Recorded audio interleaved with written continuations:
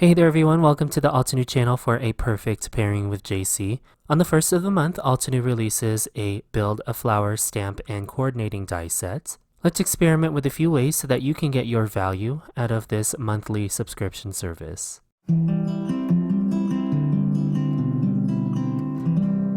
Altenew has 4 monthly subscription services: Craft a Flower layering die set, Paint a Flower outline stamp set, Mini Delight 2x3 stamp set, and Build a Flower coordinating stamp and die set. These 4 monthly subscription items span a range of budgets and offer a monthly renewal incentive instead of purchasing the product separately at full price. All of the Build a Flowers come with the coordinating die to easily cut out the stamped image. Aside from the monthly subscription, there is a crisp dye ink bundle available in addition to the Build a Flower, which is a great way to build your ink collection as well. The layering guide can be found either on the back of the stamp packaging or within the trifold, so make sure you keep the packaging for reference. Now, there are endless possibilities with this stamp and die bundle, and with each release, many of my crafty friends showcase their beautiful projects on the Altenew blogs and their personal blogs. If you're ever in need of inspiration, a quick Google or YouTube search yields great tutorials. Depending on your skill set and the crafty items in your stash, I'll show you 3 perfect pairings in increasing difficulty and time spent. So let's start with the easiest card. One of the things I like to notice about flowers is they're always fairly circular. So any sentiment that requires the letter O can easily be replaced with a flower. For example, let's take a look at U.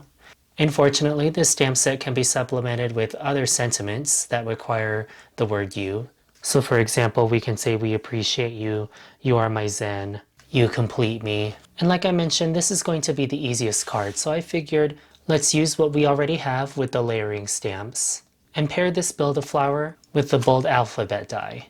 To preface this card that I'm making today, I did something similar with the last perfect pairing video with the Craft a Flower Sisters, to replace the O in mom with the flower. I'm going to start with a white panel of A2 size cardstock. And like I mentioned, I'm going to use the flower as sort of an O so that I can spell the word you in the bottom right corner of my card here. So I'm pretty happy with the placement of my outline stamp. I'm going to go ahead and pick up the outline with my stamp positioning tool. And I will ink and stamp this layer with jet black crisp dye ink. With whatever ink is left on my stamp, I'm going to use a scrap piece of the Altenew masking paper and make a quick mask of this Lotus outline.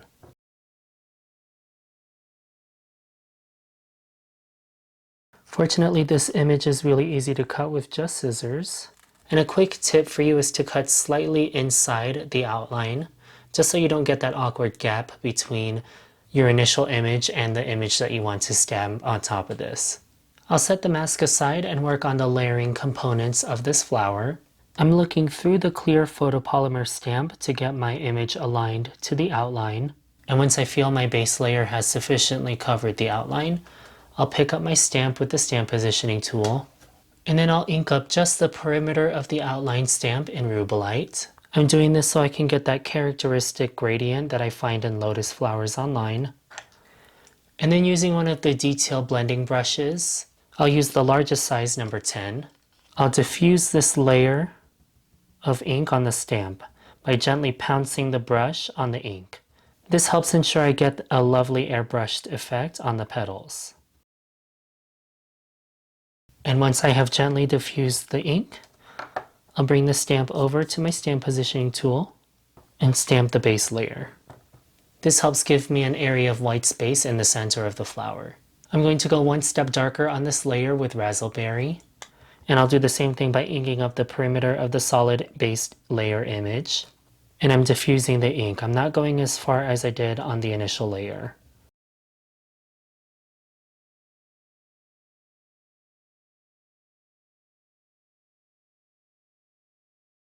With whatever's left on my brush, I'm going to paint this foremost petal just for a little bit of dimension and consistency, just so that all the petals on my lotus flower have this fuchsia tip to them. Next, I'll align this detail layer to the outline just as before with the solid based image. I will do a much heavier application of Rubelite but again, just on the perimeter of this stamp. This time I will use my dedicated Purple Family ink blending tool, and I'll pounce the ink blending tool on my stamp, again to diffuse this layer, and then stamp the image. I felt the need to go in with a second layer, so I'll go ahead and do that. And again, whatever's left on my ink blending tool, I'll try to encompass this center petal by making a rough estimate on where this petal image is on the center of this image, and then applying that residual ink to my lotus flower. I just prefer having a really high contrast between my darker edges with an overall white look to my flower. Moving on to the final detail layer of Build a Flower Indian Lotus, I'll align the image as before. I'll use Razzleberry, the darkest ink in Cherry Blossom, on my final layer. And I did the same thing as before. I applied ink to the perimeter of the stamp, used my ink blending tool to pounce and diffuse that color. And then I will apply that ink to my flower. To compare the image that's found in the trifold of the stamp packaging, you'll see that my flower has a little bit more white. And this is just an easy way to get a greater range of value in your flower. In fact, to get really dark and dynamic edges to my flower, I'm just going to apply a little bit of jet black crisp ink to this detail layer. I'll use the number 10 detail brush to gently diffuse the black ink. Then I'll bring that over to my stamped image.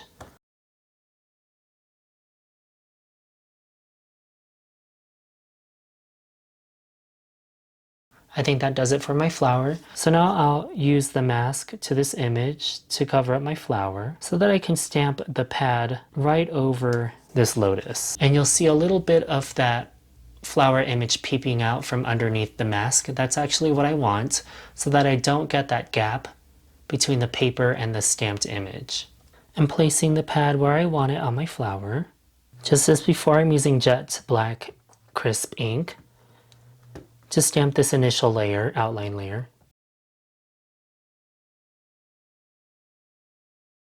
And with whatever residual ink I have on my stamp, I'll make another mask of this leaf, and I will also cut this out. I've oriented the solid layer to my outline, and I want my flower to be the main highlight of my card, so I'm going to mute the lotus pad behind the flower with some limestone crisp ink and apply a solid layer of that color. There's only one detail layer to the pad, and for this layer I'll use Silverstone crisp ink. To help stretch this stamp, I'm going to do what I did for the lotus flower, which is ink up the perimeter of this stamp, diffuse the ink, and stamp the image on my card base. This just gives me a better tonal range with just one layer.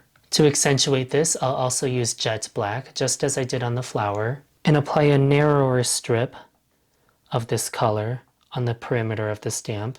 And I'll apply just a little bit to the center too, just for some depth. You can see that here. Then I'll use my ink blending tool, and just as before, I'm going to diffuse this. And just by doing this, it looks like I have a third layer, but really I just made this image with the outline, the solid layer, and this detail layer. I want a little bit of depth between the lotus flower and the pad, so I'll keep my ink blending tool out and bring back a jet black crisp ink. I'm going to very lightly create a shadow underneath the lotus flower, just so that it looks like it is truly sitting on top of this lotus pad. In fact, I can use the number 10 detail brush to get right in these corners here. Before I remove the mask for the flower, I will apply the mask for the pad, just like so. To help enforce the scene, I'm going to create a horizon on this card. I'm using the grid lines on my Altenew cutting mat to align a strip of washi tape. I'm also aligning this panel to the A2 alignment grid on the cutting mat. I'll use the lighter gray limestone ink to create a partial horizon that frames this area of my card. I'll gently peel off my horizon mask that I made with washi tape. And definitely keep these with your Altenew packaging. You can just stick them right on top. These masks are reusable just as long as the ink doesn't seep through the adhesive side of the mask. Now with the letters from Bold Alphabet die set, I'm going to arrange my letters directly on top of my card base. Then I'll use that piece of washi tape that I saved from earlier so that they don't move when I run this through my die cutting machine. I want to ensure that I keep this small piece that lies within the letter O. In my scrap drawer, I'm grabbing a piece of black cardstock and I'm going to cut this U word out. I'm going to die cut this word 3 more times with my die cutting machine so that I can get a chipboard look to these letters. I do not need to keep the open space in the O for these black letters. Whenever I do die cut inlays like this, I prefer to use a contrasting cardstock on the back, just so I get this slight indication of an outline of the letter so that it doesn't get lost in my cardstock background. Great, so now I have all the layers die cut and adhered to the back of my die cut inlay foreground pieces. I'm going to apply a slight background to this by using the watercolor brush marker refill in Mountain Mist. I'll dilute it back with a little bit of clean water, and then I'm using a water brush to apply a generous amount of green, light green splatters around the letters and the flower of my card. Once that has dried back, I'm going to adhere it directly to my note card base. Then I'll begin returning my letters to my card front, and then I will inlay my letter into the negative space that I had from the die. I will do the same thing with the small piece that inlays in the O, and I'll make sure that sits all the way back in my background. And now all I have to do is find the sentiment that will finish this sentence. I think I like the way this "We appreciate you" is going to look on this card. And instead of stamping this in a black ink, I'm just going to use Silverstone. And that finishes this first easier technique card using the Build a Flower Indian Lotus stamp sets and Bold Alphabet die for a fun die cut inlay technique. For this next card, we will follow similar techniques to the first card, but I will introduce other layers into this scene, which is why I've determined this to be more of an intermediate technique card. Just like the first card, I've already ink blended and stamped 2 of the flower images from Build a Flower Indian Lotus in the cherry blossom and rose petal families of inks. For this card, I'll use the coordinating dies that are included with your Build a Flower subscription, and anytime you purchase the Build a Flower. The steel dies always come with the stamp set. So here are my die cut images. I will use the die cut flowers to plan out the scene for this card. I'm using Goldfish Pond stamp set. It does have a coordinating die, but I will just use the stamp for this card. I will use 2 of the goldfish images in Goldfish Pond stamp set to make it appear as if they're swimming towards the flowers. In my stamp positioning tool, I have a panel of spicy yogurt cardstock. And once I have a rough idea of where I want to place my flowers, I will directly stamp the goldfish images onto my background panel here. I used permanent black crisp ink to stamp the goldfish so that they converge towards the flowers here on my card front. And I wanted an odd number of elements, so here I have 5 images already on my note card base. I stamped the detail layers of the goldfish in the 4 Scoops family of inks. I used Peach Perfect Mango Smoothie and Cotton Candy all throughout the image. And here is part of my abstract scene. Now you can leave this as is and add your sentiment, but I wanted to add another layer of dimension, so I'm going to set this entire arrangement aside and work on another layer to this card. I have an A2 panel of vellum here, and here I have the Water Garden set of Altenew artist markers. What I'm first going to do is add just a very abstract layer of color. You can see I'm not following any sort of exact pattern here. I'm just laying down the alcohol marker onto this panel. Then I'm going to use rubbing alcohol to get this to move around on the vellum. Just a few drops initially. Then I'll pick up and move around the vellum and hopefully pick up some of the artist marker ink as well. I'm sort of tilting and blowing on the vellum to get it to dry and to get this wonderful characteristic that alcohol markers and alcohol ink offer, which is sort of this amorphous, free-flowing movement here. And I'll know this is dry once I lose some of this shine. I'm going to apply one more layer of ink just to slightly darken this a little bit more. Once I feel I have good saturation on this panel, I'm going to trim it down to 3 3/4 by 5 inches. Back to my card scene here. I'm going to bring this back into my stamp positioning tool, as well as the colored vellum panel I made from earlier. Now this is the side I applied ink to. I'm going to turn it around to the non-colored side and center this to my scene. If you find you need more places of adhesion, it's okay to grab another piece of washi tape. To build on this scene, I'm going to take the outline pad images from both Build a Flower Indian Lotus and Goldfish Pond and align them on top of my vellum panel, but in a way so that I don't block the faces of the goldfish, because this vellum panel that I will heat emboss in just a few moments will sit in between the flowers and the background with the goldfish on it. So once I feel comfortable with the orientation, I'll pick up the stamps and I will white heat emboss those lily pad images onto my vellum. Now, aside from my sentiment, I have all of the components to my card. So what I'm first going to do is adhere this background piece to my note card base. Then I will position the vellum with the embossing on my background, and I'll use a piece of washi tape to temporarily adhere the vellum to my background. I'm looking through the vellum and arranging the flowers in a way so that I'm not blocking their faces, just as I planned earlier. And I'm going to use the Altenew Instant Dimension foam tape to foam mount the flowers onto the vellum. Now my flowers are foam mounted on top of the vellum. My vellum is not adhered to my background. So now I can apply my liquid adhesive behind the vellum. This is again the side that we colored. And then I can position the vellum on top of my background without exposing any adhesive. To finish this card, I added coordinating sentiments and coordinating inks.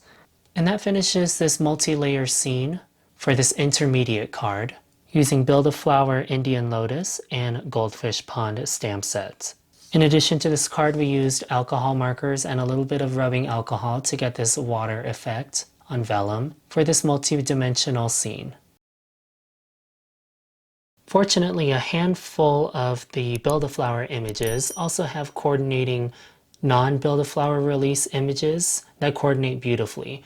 So for instance, the Build-A-Flower Indian Lotus has a very old pairing in similar illustration style to Altenew Lotus.